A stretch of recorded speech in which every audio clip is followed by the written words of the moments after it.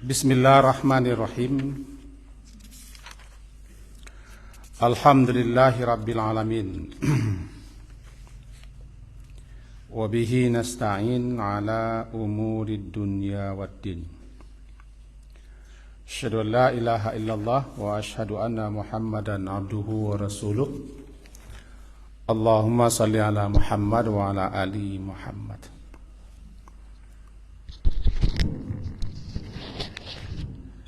Mari kita awali kajian kita dengan membaca Bismillahirrahmanirrahim. Kita awali dengan membacakan hadis Nabi sallallahu alaihi wasallam yang diriwayatkan oleh Imam Bukhari dan Imam Muslim, dinyatakan sebagai hadis sahih. Bunyinya begini. Dari Anas bin Malik, semoga Allah meridainya, dia berkata, marru bi janazatin fa asnau 'alaiha khairan. Suatu ketika lewat jenazah yang sedang diusung orang di hadapan para sahabat-sahabat Nabi. Lalu asnau 'alaiha, mereka menyebut-nyebut, memuji-muji kebaikan jenazah yang diusung itu ketika hidup. Faqala Nabi, mendengar itu Nabi bersabda, wajabat. Kata Nabi, wajabat mestilah atau wajiblah. Summa marru bi ukhra. Kemudian tak lama kemudian lewatlah satu jenazah lain yang sedang diusung. Fa asnau 'alaiha syarran. Lalu mereka para sahabat-sahabat menyebut-nyebut kejelekan, keburukan si mayit yang diusung itu ketika hidup. Mendengar itu Nabi berkata, wajabat, mestilah begitu atau wajiblah. Umar bin Khattab, salah seorang sahabat Nabi yang sangat populer, berkata, ma wajabat. Apa yang wajib itu, apa yang mesti, apa yang harus itu Rasulullah? Lalu dijawab oleh Nabi, hada asnaitum alaihi khairan. Jenazah yang pertama tadi ketika lewat, kalian sebut-sebut kebaikannya, kalian puji-puji lakunya ketika hidup dulu di dunia. Ya, wajabat lahul jannah. Maka wajiblah, mestilah dia masuk surga. Wa hadza asnaitum alaihi syarran. Dan jenazah nanti lain ketika lewat, ketika diusung, kalian sebut-sebut keburukannya, kejelekannya ketika hidup. Ya wajabat lahul jannah, wajabat lahun nar. Maka mestilah dia masuk neraka. Antum syuhadaullah fil ardi. Karena kamu adalah saksi-saksi Allah di bumi itu. Mari kita pahami. Kaji kita hari akad yang lalu, jenazah diusung ada dua kan. Pertama, bisa jadi yang diusung itu orang yang istirahat, dan bisa jadi yang diusung itu orang yang diistirahatkan. Barangkali mesti terkena orang mati, kematian itu istirahat baginya daripada kecapekan, kepanikan, kelelahan hidup di dunia. Karena hidup itu bagi orang mukmin adalah untuk beramal, untuk berbuat kebajikan, bukan untuk berleha-leha, bukan untuk bermain-main, tapi untuk bertugas.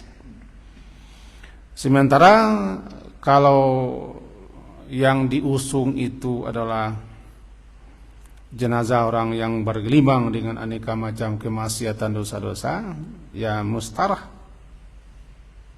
itu yang diistirahatkan darinya, yakni alam sekitar, rangkempuang, hewan-hewan, tanam-tanaman,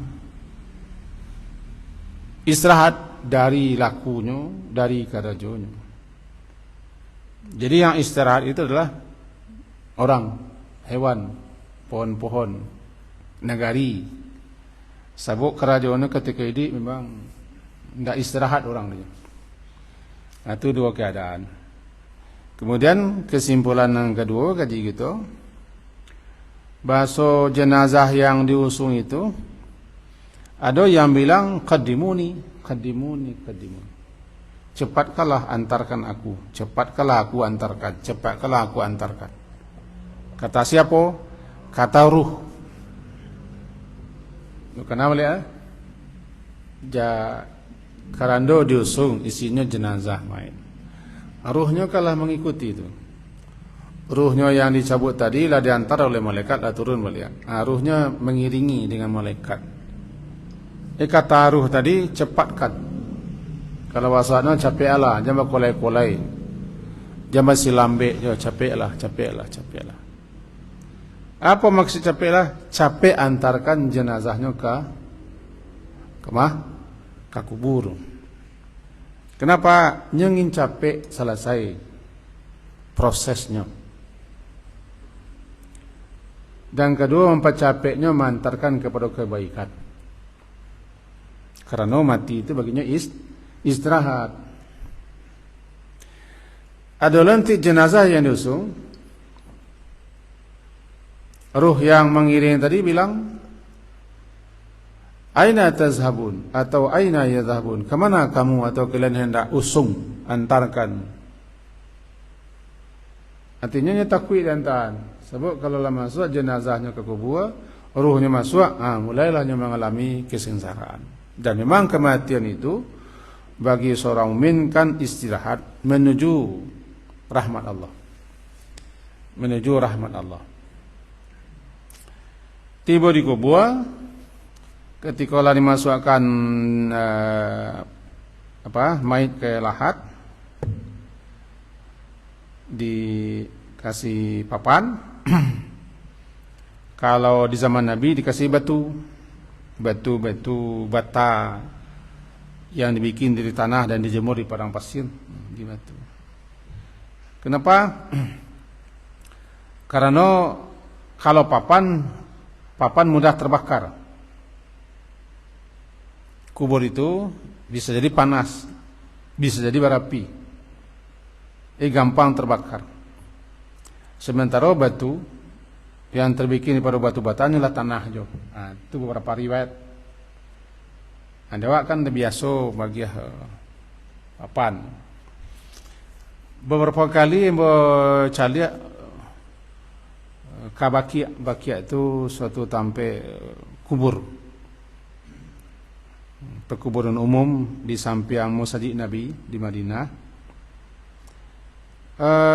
Sebelum jenazah masuk, biasanya kan salat jenazah setiap selesai salat. Terlebih dulu digali sekian kubur, beko tinggal masuk sesudah salat lah. Memang bata-bata macam ni, bata-bata lama basuh susun balik sampai kini. Nah, dewa kan dek papan. Kau ditukar yo bata beko kok bunyi lo lain lo. Bang kau lain lo, ya lain lah bunyinya. Ada saya ya orang ke mengecek itu gampang kan. Alasannya itu timbun. Nah kata Nabi kan, aku agak jarang dilakukan orang. Jarang setiba di kubur cukup tu. Hadis agak panjang, mau ambil kesimpulannya. Nabi SAW ketika dikubur, suatu kali beliau ikut serta mengiringi jenazah salah seorang penduduk Madinah, Ansar. Setiba di kubur, fantahina ilal qabri, maka kami tibalah di kubur. kata Al-Bara' bin Azib. Ketika itu lahatnya sedang diproses. Fajalasa Rasulullah SAW wa jalasna haula. Kami ketika itu, kata Al-Bara' bin Azib, Rasulullah duduk, kami duduklah di sekitar beliau, di sekitar Nabi dua. Nah, di tangan Nabi ketika itu ada rantiang yang beliau antak-antakkan ke tanah. Ia mau dewa pikir lah, kalau di tangan kita ada rantiang kan, kalau kita sedang marindu mau pikir kan apa namanya, digores-goreskan, digading-gading ke tanah. Nah, Nabi begitu seakan-akan berpikir. Sahabat-sahabat ketika itu diam saja, tidak ada yang mengecek, diam. Memang di kubur itu kita harus diam, tidak ada yang mengecek, tidak ada yang meniru. Cuman kau katakan tuan awaknya lah. Setelah itu Nabi rafa'a ra'sah, beliau mengangkat kepala oleh kami ke langit. Tadi mana ku mantaan-taan kayu, ini mendongak kata beliau, aku yang jarang kita lakukan, jarang, dan itu pun kesalahan kami yang enggak tahu seketik lah. Kata beliau kepada orang yang hadir, ista'idu billahi min adabil qabri. Beliau ulang sampai 2-3 kali. Kalian berlindunglah kepada Allah daripada azab kubur.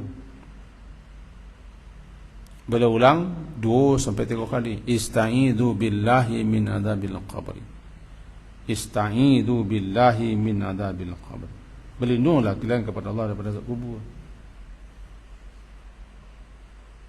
Jadi mestinya kami yang enggak tahu seketik, dan siapapun yang tahu ya mengingatkan orang banyak di kubur itu sana. Pertama itu sarang proses penimbunan, bapak ibu-ibu, mari kita berlindung kepada Allah daripada azab kubur. Sebab mai kalau lari masukkan kubur, kalau nyo termasuk orang bulu baji, orang mantiko, lama kuruk lakuno lama mai kerajonya ketika ini, lama nyumpah orang, itu kan salah satu orang yang akan mendapatkan berbagai macam hal ketika di kubur, terkenal dengan azab kubur. Kita sendiri kan diajar Nabi, la selesai berkata syahud akhir, innaka hamidum majid, kata Nabi, berlindunglah kepada Allah daripada empat hal, ya kan? Daripada azab jahannam, azab kubur, daripada ujian hidup dan mati, daripada ujian atau fitnah kejahatan dajjal. Jadi Allahumma inni a'udzubika min adzabi jahannam wa min adzabil qabri wa min fitnatil mahya wal mamat wa min syarri fitnatil masiihid dajjal. Itu sebenarnya perlu kita apa? Sebab azab kubur itu pasti. Ini kata Nabi, lindunglah kepada Allah kubur kalian. Ansiko tadi mengecekan kami ya awak-awak yang enggak tahu seketik kok. Ya kalau hadir ya harus di kanan itu. Cuman kadang-kadang timbul ceme mengaji surah ulahnya, kalau itulah bunyinya. Kalau mengaji di surah ulahnya. Tapi harus dikacau itu. Setelah mayit tertimbun, berikutnya perintah Nabi, mintakan ampun kepada Allah. Istaghfiru li akhikum. Ya, mintakanlah oleh kalian ampunan kepada Allah buat saudara kamu yang sedang dikubur ini. Mintakan kepada Allah ampunan untuk saudaramu yang sedang dikuburkan. Ya? Dan itu harus dibaca ke orang banyak. Papa, ibu-ibu, kalau ada ustaz, ada guru di situ, guru ustazku harus menyampaikan itu. Papa, ibu-ibu, Mari kita sama-sama memintakan ampun kepada Allah untuk beliau. Dan mari kita mohonkan kepada Allah agar beliau diberi kemampuan, kesanggupan untuk menjawab pertanyaan malaikat. Jadi mas'alu lahu tathbit, mintakan kepada Allah kemantapannya menjawab pertanyaan malaikat. Yang kali baca, yes, mintakan ampun. Misalnya Allah mafilahu, misalnya Allah mafilahu wa thabbinhu bil qawli thabit, ya Allah ampunkan dosanya dan mantapkannya menjawab pertanyaan malaikat. Tidak bisa bahasa Arab, paling tidak bahasa awak, ya Allah ampunkanlah dosa beliau. Sungguh-sungguh, ya Allah berilahnya kekuatan, berinya kemampuan supaya nya bisa menjawab pertanyaan malaikat. Kesalahan pertama teremban kepada kami tukang kaji. Kalau kami lah tukang kaji, guru-guru atau nan tahu-tahu, iku harus disampaikan di kubur. Disampaikan, tentu namanya menyampaikan tentu tukang kaji, guru, atau ustaz atau orang alim atau buya lah. Kalau dawak kan biasanya sembah menyembah atau paling walus ketik banyak kan. Pen aku menyapui kaji nalamu, di sampinglah kita tambah pemahaman. Nah, balik kita kepada hadis tadi. Jadi ketika jenazah jusung itu, kita orang banyak tu menjadi saksi Allah namanya, tentang laku, tentang karajo, parangai, sikap, perbuatan orang ketika hidup. Jadi kalau yang meninggal orang-orang mengatakan tanpa dikomando, tanpa diajan-ajan, tanpa ada makasih dan tujuan tertentu, memang jujurnya mengecekkan beliau memang ketika hidup memang orang elok. Dibaca oranglah sifat-sifatnya, lakunya, perangainya, perbuatan. Beliau ni sebenarnya anulah, rasa kehilangan mana awak. Pokoknya nilai elok lah. Kita nan hidup ko, atau orang-orang mukmin yang hidup ko adalah sebagai saksi Allah. Ia orang memuji, orang baca nan baik-baik keraja si mai ketika hidup, sehingga tapakok muncul nan menjadi nan buruknya. Sebab nak mati ko kan ada buruk nak. Orang kalau mati keraja buruk nan lain. Awak kan orang loh. Sebab awak salah kurang pun tak ada orang ambil kepanjang. So, pernah kita silap, pernah salah, pernah berdosa, pernah melanggar. Cuma tapakok muncul orang membaca nan buruk-buruk apa. Nang kedua justru nan elok nan baik-baik. Tandanya Allah tutup. Allah tutup muncul orang untuk membaca nan buruk-buruk. Anang keluar justru pujian. Kalian ko sebagai saksi Allah. Allah jadikan sebagai saksi. Kalaulah kalian menganggapnya baik, elok, dan segala macamlah, wajibat lahul jannah. Dia wajib, patut dan berhak mesti masuk surga. Sebab kalian sendiri menjadi saksinya. Dengan catatan tanpa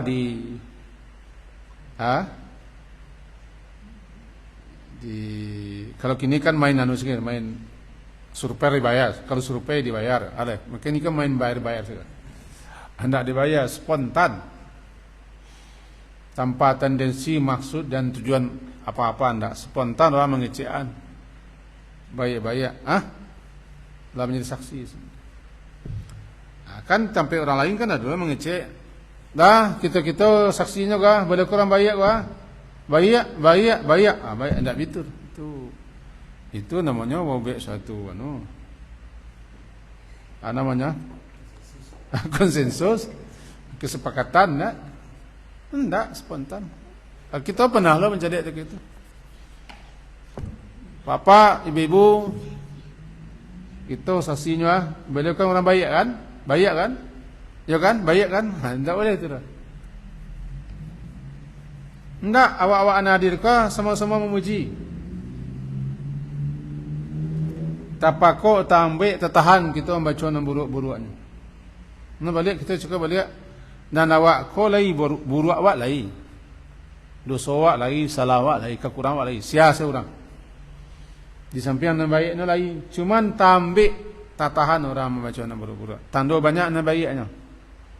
Atau Allah memandang orang ko menurut Allah memang yang baik-baiknya lebih bernilai daripada yang buruk-buruk.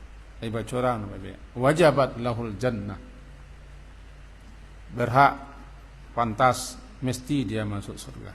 Itu ketika jenazah dusung. Saya meninggal tu, sanu beliau ko orang mana semana elok meninggal. Tanya cak lain, saya mati.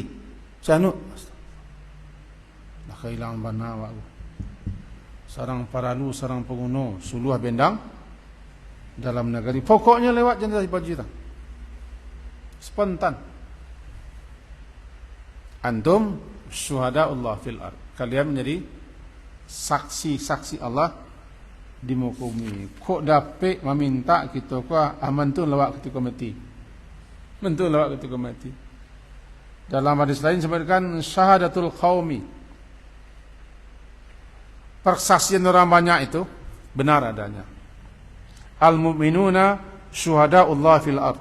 Orang-orang mukmin itu menjadi saksi-saksi Allah di muka bumi. Sebaliknya, kau nan cilako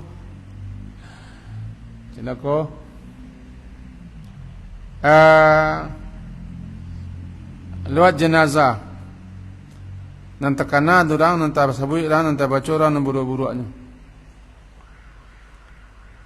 Fasnau alaiha syaran, faslau alaiha syaran. Disabui-sabui orang, dibaca-baca orang minta elok ni. Tapakok muncul orang baconan buruk-buruknya. Walaupun dipandang mata orang banyak, selama hidup orang elok. Kan yo sebab orang kan bisa rekeresa. Kini sepandai-pandai orang, seongok-ongok orang bisa eloknya orang. Bisa cerdik, bisa hebat. Mentuna dunia awak gini. Selelenya. Kadang-kadang iliun melele juga. Hanya orang, dia nama seorang. Bisa dikecil orang elok, orang zantiang, orang hebat. Tapi rancak-rancak orang, sebagus-bagus orang, sehebat orang, bisa lo sebaliknya. Dianggap orang buruk. Begini, begitu. Itu orang. Tapi ketika mati nanti, nang kalua tu nang sabana nu lai. Bisa jadi orang ketika disanjung-sanjung, dipuji-puji, dikatakan hebat segala macam. Ketika mati, justru muncul nama Tuhan selama kau elok, tak pokok. Sebab ketika tu nambana nang keluar lai. Dibaca orang. Mujuan matinya. Ada cindaku orang. Kata Jo ndak lagu cair ada ni. Pokoknya ni baca orang na buru-buru. Kalian juga saksi. Antum syuhada. Kalian hidup ko saksinya. Kalau nak buru-buru aksi disebut orang ketika kita mati. Wajibat lahun nar. Nya mesti masuk neraka. Sebab kalian sendirilah menjadi juri penilainya. Allah benarkan itu. Sebab orang tidak akan mengecek dan buruk-buruk kalau orang mati tu. Tidak mengecek dan elok-elok orang mati tu. Kecuali memang begitu. Ketika jenazah diusung. Awak meminta awak kepada Allah. Memohon awak kepada Allah. Andaikan mati kita tahu orang bahawa suak mati, meminta kita kepada Allah, ni sabit orang elok lisan zikrin, sebutan yang baik-baik saja. Dan mengecek orang kehilangan awak.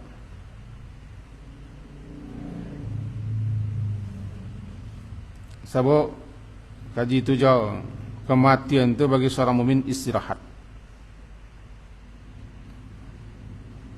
Menangis orang, sedih orang, kehilangan orang ketika kita mati. Jadi kalah ketika kamu lahir orang tertawa, dan ketika kamu mati orang menangis. Jangan sebaliknya. Ketika kita mati orang tertawa, senang orang. Ketika kita mati, senang orang. Awak mati, aman orang. Jangan begitu. Maka sering-seringlah kita berdoa kepada Allah, minta husnul khatimah. Allah makhtim a'malana bihusnil khatimah, wala takhtim alaina bisu'il khatimah. Ya Allah, tutuplah, sudahilah, akhirilah hidup kami ko dengan husnul khatimah. Amalan-amalan kami, amalan-amalan yang sedang buat elok, sedang buat baik, tutui umur kami, hayat kami, hidup kami sedang melakukan yang elok. Sebab amalan kau tergantung dengan penutupnya. Kalau kita hidup kita berakhir dan ditutup hidup kita sedang buat baik, maka itulah dapat dinilai husnul khatimah. Tapi kalau hidup kita ditutup, diakhiri sedang buat buruk, sedang buat dosa, sedang buat maksiat, walaupun salamu konyo orang elok, tapi penentunya penentu innamal a'malu bil khawatim. Amalan-amalan kau ditentukan, dinilaikan dengan penutupnya. Penutupnya. Jadi kalau kita minta kepada Allah, berarti kita mohon kepada Allah agar kita dimatikan sadang berbuat baik, jangan sadang melakukan dan buruk. Cuman awak tak tahu doh bila nu kedatang. Kalau lagi telefon awak terlebih dulu bisa awak telefon awak. Mau ke malam ke rumah lah. Tak bisa kita kami. Itu 2 hari lah, hari Selasa lah, insyaAllah mendatang macam malakul maut ni. Sebab orang-orang ke rumah aku tak bisa lebih percaya gitu. Orang kalau orang-orang ke rumah aku percaya orang aku baik. Masuk ke banciri ke rumah, ke buru, ndak ada dasar je mengecek kita. Itulah kata malakul maut tu ni tak tahu bila datang. Entah sedang mangan, entah sedang lima, entah dalam keadaan apa, anda tahu gitu. Kalau begitu, kita baca dalam penjelasan tafsir daripada wala tamutunna illa wa antum muslimun. Janganlah kamu mati kecuali dalam keadaan muslim. Maksudnya adalah teruslah berusaha agar kamu mati kau sedang berserah diri kepada Allah. Tidak sebagai orang Islam dah. Muslim itu mati dengan keadaan sedang berserah diri kepada Allah, sedang mengajarkan yang baik-baik, sedang mengajarkan yang elok, sedang beramal. Lalu bagaimana caranya? Kalau tergelincir cepet tak? Tersorong cepet suruh berdosa, cepet istighfar. Kalau nandak kasasik kita kan tak ada. Ada yang kaya elok memang tak mungkin kita elok tarwis. Cuman ketika khilaf, ketika keliru, ketika salah, ketika terjerembab, ketika talakuan dan buruk-buruk dan berdosa, sadar cepet balik. Jangan pabian hanyui biko tiba beliau. Kalau mengalason gini nak aja dah, tak mengalason tu. Tak mengalason. Kan ada orang sedang asik tiba saya terkulai. Dulu di Padang dah Madok ke Bukit Tinggi. Renceng yo bini. Bini lekangnya mau enda. Tu terus sakit kepala ke tepinya endanya. Pas tiba tepi lalu. Tepinya enda, mujur tepinya endanya. Tiba tepi mati. Nanti tak tahu mati dah. Ada yang nak tahu cukup tu. Makanya teruslah berdoa, teruslah berdoa, terus berdoa. Tentu lebih-lebih awak-awak nak masuk ke wilayah pertempuran yang mati bah. Dulu pernah mau sampai tapi mau ulangnya balik untuk mengenal diri. Kalau umur 60 awak lah masuk wilayah, lah masuk arena, lah masuk ring tinju, lah masuk oktagon, lah masuk lapan, lawan awak cik mati, malaikat maut. Namanya muat terakul manaya. Orang ko lah masuk kepada medan pertempuran, medan peperangan dengan kematian. Pasti awak kalah. Bila ketika 60, jadi orang umur 60 ko nya sedang berada di arena, di lapangan, setiap saatnya bisa saja diambil. Tiba di kami di Pakan Sinan ke Senayan, iko anak itiak lah masuk ke Tidiang namanya, atau anak ayam lah masuk ke Tidiang, dibawa orang ke Pekan. Tiba orang Bali, itu leden tiga ikuahnya lah. Tunjuan awak banyak. Dulu kan ketika zaman-zaman abo ketek-ketek muda-muda, ia kan ketika tu air masih banyak. Jadi anak-anak itiak ko cok orang ke Pekan ko. Air masuk ke dalam Ketidiang. Terbayang-bayang. Alam masuk ke Ketidiang, tiba di Pekan mereka orang tengah. Jadi orang umur 60 aku lah masuk ke dalam Ketidiang ko. Ketidiang. Itu tiba di buah-buahan tinggal menunjuk orang itu selain itu. Micek. Itu nama nakuin awak. Ada aba-aba di akhir zaman ko tak ada omek leh. Aba-aba ko namanya isyarat-isyarat tanda-tanda kamati itu di akhir zaman ko lah nak barang. Namanya fujaah. Tiba-tiba fajaah atau fujaah tiba-tiba sekonyong-konyong datang miang no. Saki indak, solo indak. Tadi galak-galak tadi main-main, tiba-tiba lah terkoleng. Tu ni takut. Bagi kiat awak sering-seringlah meminta memohon kepada Allah agar kita husnul khatimah, berlindung supaya jangan su'ul khatimah. Kemudian supaya kita dipuji-puji orang, nanti karena durang elok-elok memang tentu berusaha Allah untuk elok-elok. Berusaha Allah mengajar yang baik-baik walaupun kecil orang buruk. Ini begini caranya. Sabangi-bangi orang kawak, sajo-jajo orang kawak, tapi awak tak salah. Awak tak ngajar itu. Contoh fitnahannya, tudingannya, segala macam. Nanti kelu lidahnya menyabit yang buruk-buruk tu kita hormati. Bahawa tak ada faedahnya orang mencaci orang mati lah. Tak ada gantuan lah. Contoh si A kan. Yang raja elok, nancak elok baik. Tapi ada orang nan jajuk gitu. Nan banci gitu. Mengkuruk. Entah nak jalan esok jangan pangkal. Mati si A kan. Bisa jadi nanti munculnya tertutup membaca nan buruk-buruk. Sebab memang tak buruknya tu. Tak buruk. Maka tanpa diajarnya mengaku saja. Memang boleh aku ya kehilangan awaknya. Kehilangan awak. Amba sendiri cok memang mencari. Akhirnya orang-orang nambangi kau mengaku saja. Dah iyalah. Ya tak boleh. Penganti bela sialah kolah kan kehilangannya.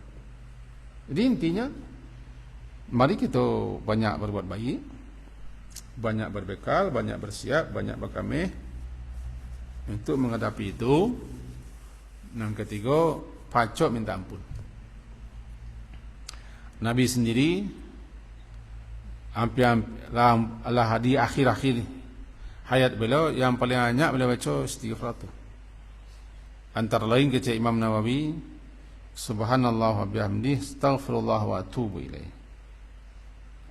Subhanallah wa bihamdihi astaghfirullah wa atubu ilaih. Konon paling acok dibaca Nabi di akhir-akhir hayat.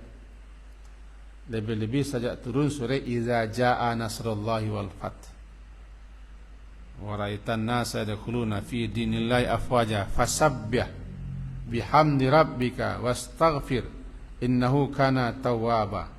Subhanallah wa bihamdi astaghfirullah wa atubu ilaih. Mula dapat dah. Subhanallah wa bihamdi astaghfirullah wa atubu ilaih. Pacok di masa saja, kapan saja, enggak usah hitung-hitung. Enggak usah dibilang-bilang. Takana sampai latah. Latah ke bahasa Arabnya latah sampai terbiasa. Sampai lidah ke otomatis lidah ke. Orang kalau biasa bercari kan otomatis kalau cari.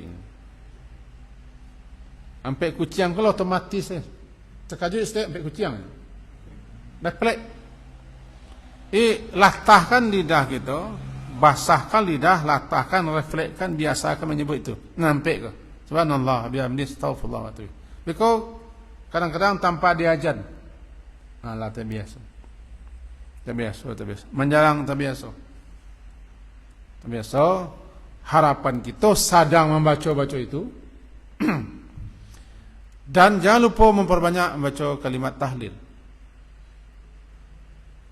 Sebab ketika membaca itu datang malaikat, berarti kita lah mengakhiri hayat kita dengan la minimal pagi 10, sore 10. Kalau 100 rencak mana?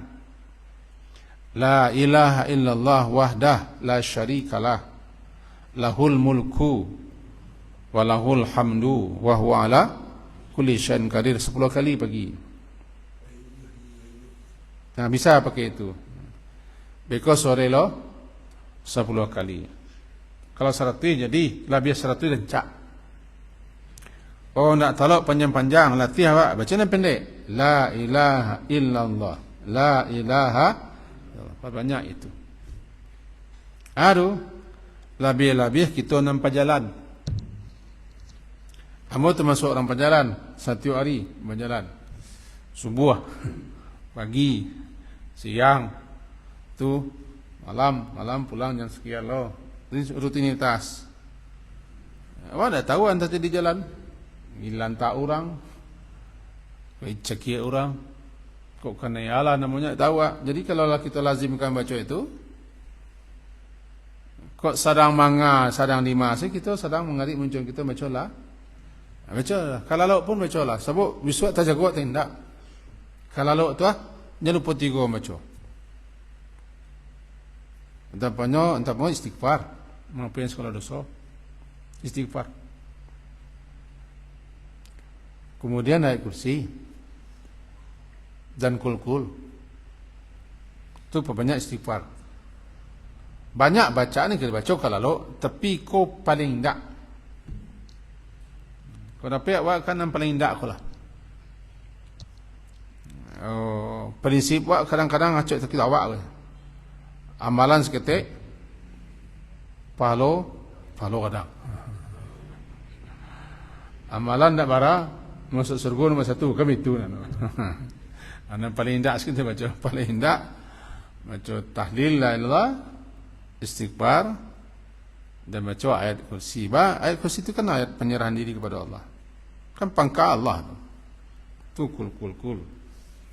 Dan kita tidak tahu bisu antara orangnya tak tidak. Entah jadi malam tak tahu. Entah jatuh saya bom dari langit tak jadi. Kau kaji kita.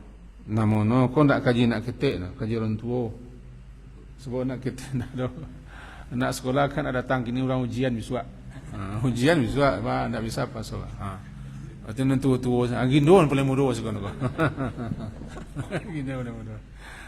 Kita buat keringkasan kaji kita. Isa kami masuk. Keringkasan kaji kita. Bahawa pujian orang hidup kepada orang mati itu pujian yang jujur, tanpa direkayasa, tanpa ada konsensus, tanpa ada kesepakatan spontan.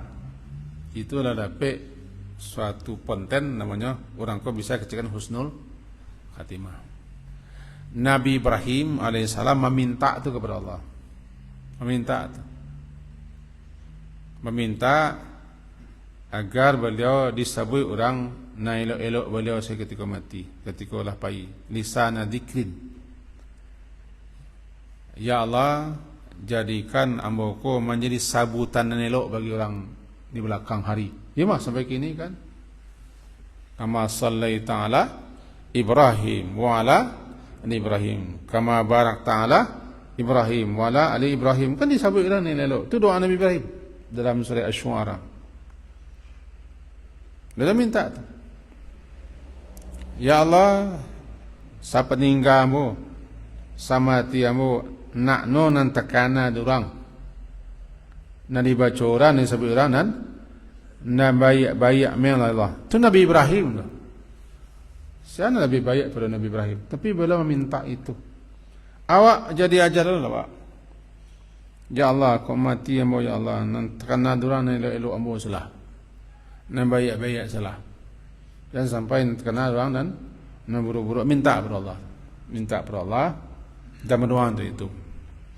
Kemudian di samping itu, dia awak tak tahu di mana kemati, bila kemati, dan dalam keadaan apa sedang manga kemati. Ayo, perlu kita minta husnul khatimah kepada Allah.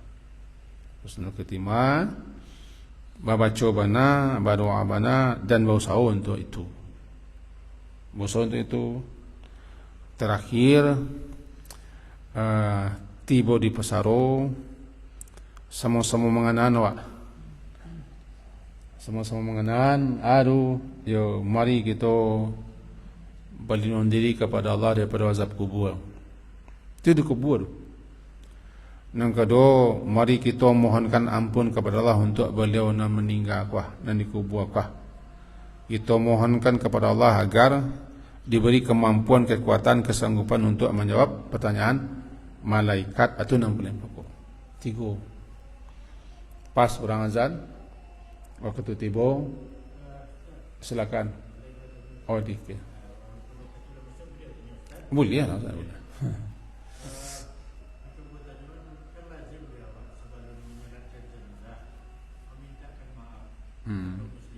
Iya.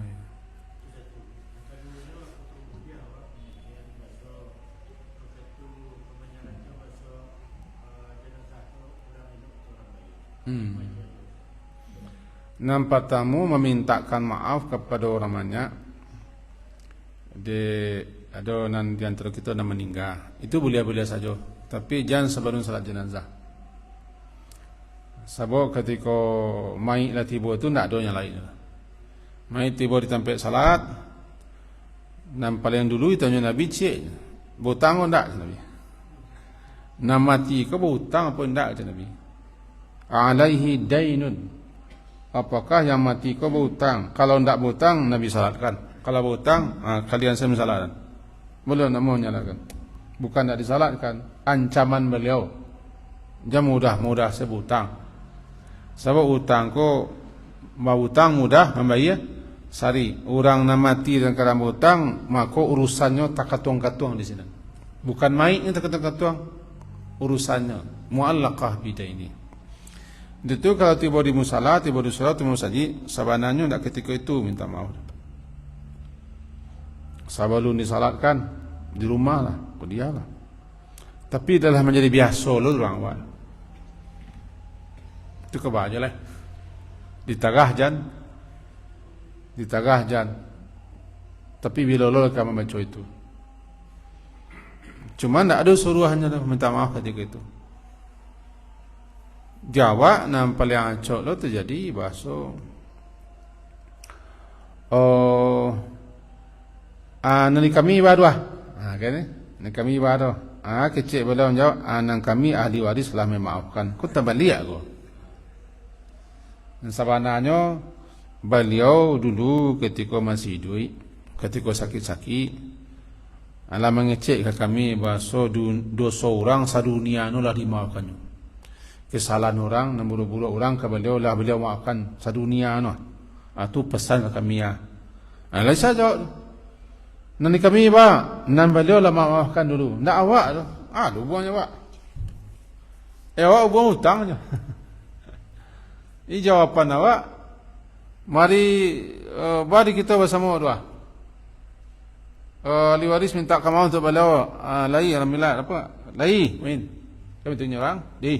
Anak kami jawapannya adalah beliau sebelum meninggal lapasan ke kami bahasa dosa orang sadolahnya lah kesalahan orang. Dibolehkan dek momennya, tapi tidak disuruh. Tidak disuruhnya boleh, bukan berarti disuruh. Jadi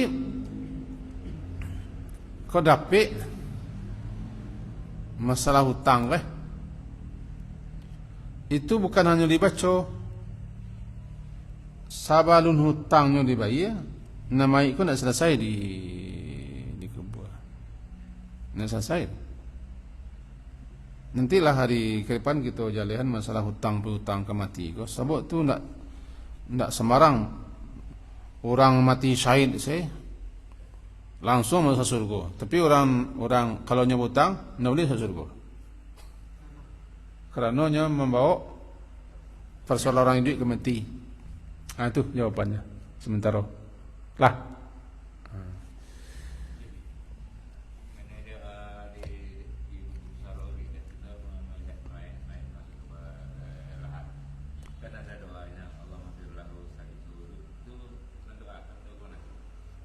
Itu bagi orang jatih. Kalau bagi orang yang masuk mai, Bismillah wa ala millati Rasulillah. Semai Bismillah wa ala millati Rasulillah atau Bismillah wa ala sunnati Rasulullah SAW. Kalau kalahat timbun ada orang ateh setelah kubur ditimbun, baru ketika itu mari kita minta ampun kepada Allah untuk beliau kuah. Diberi oleh Allah kemampuan, kekuatan, kesanggupan untuk menjawab pertanyaan malaikat. Auratih tidak orang salam kerajur. Lupa. Ya.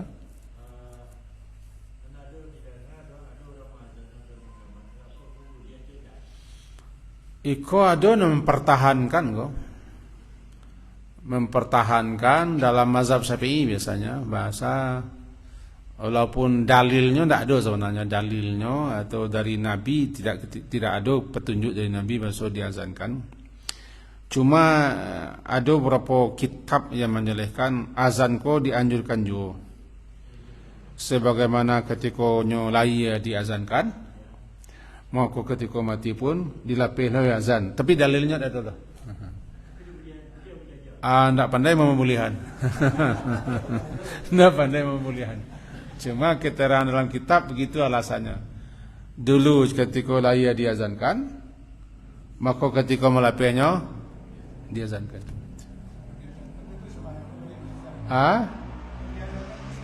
Aku ada dua kubunya. Sebaiknya kita tidak berani membantah para ulama-ulama dan ahli. Cuman kita harus memilih yang lebih kuat. Tentu kita lebih memilih yang kuat, yang punya dasar, yang punya rujukan. Kalau hanya pendapat-pendapat walaupun ulama, kita kan bolehlah memilih nama yang kita sendiri. Kalau ambo sampai kini memilih, ya lu mencuba boleh. Sebab mau mati dulu lah. Lah. Silakan. Terima kasih. Ini masalah utang. Utang ya. Jadi kaitan dengan menggadai. Gadai.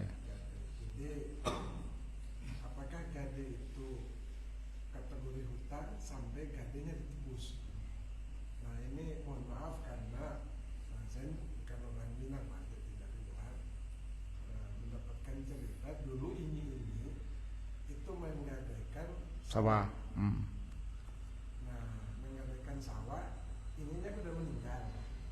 Ini kan jadi beban anak cucu. Nah, ternyata anak cucu pun belum bisa sanggup untuk menebus itu. Nah, ini gimana hukumnya nih? Apakah kalau jual beli ya selesai terus Ustaz? Ini dulu ngambil emas 10 emas, sawahnya ini ambil sudah, itu berarti jual beli.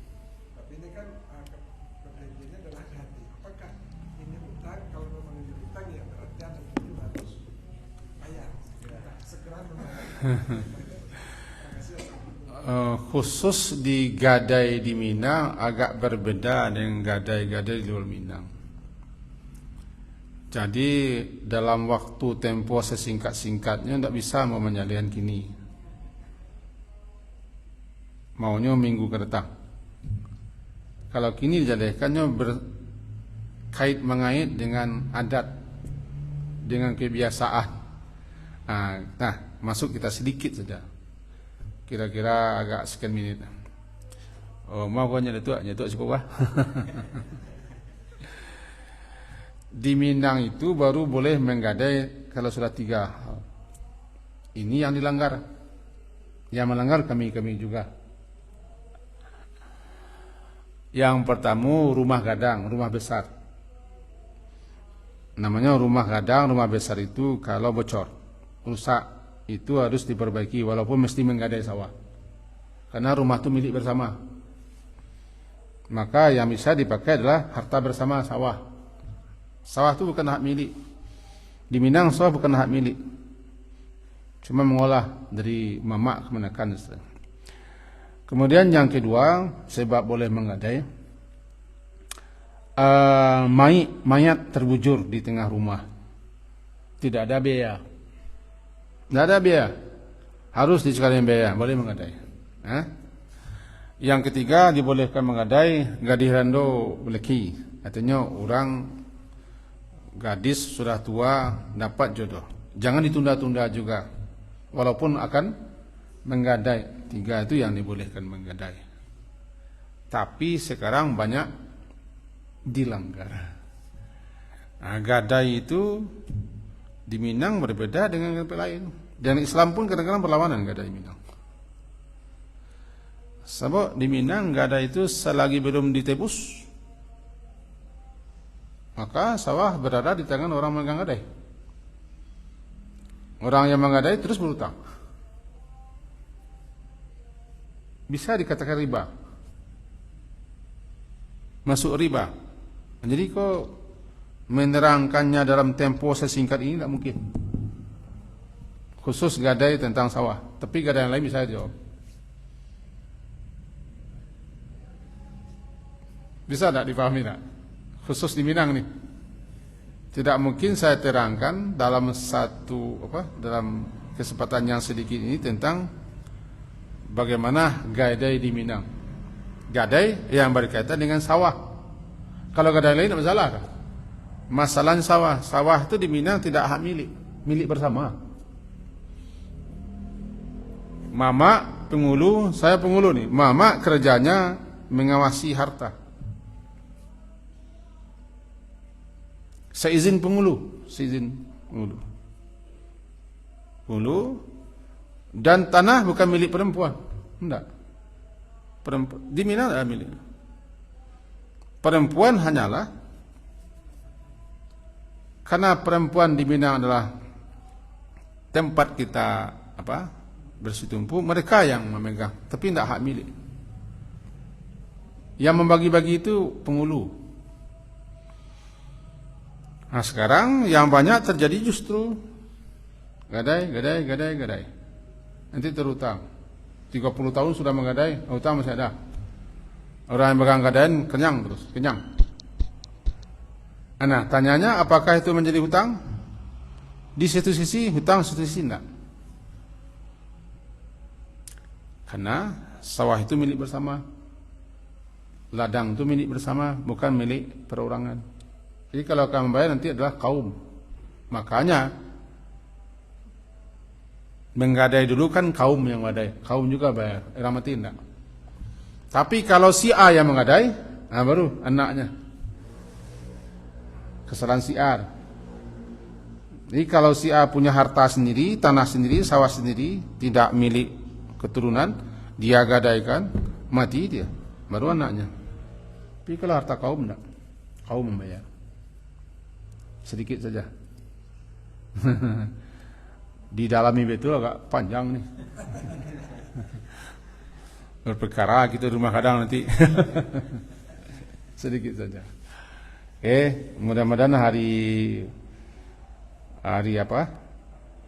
yang ke depan kita bisa sedikit menjelaskan tentang hutang piutang yang sangat penting sekali, termasuk masalah gadai.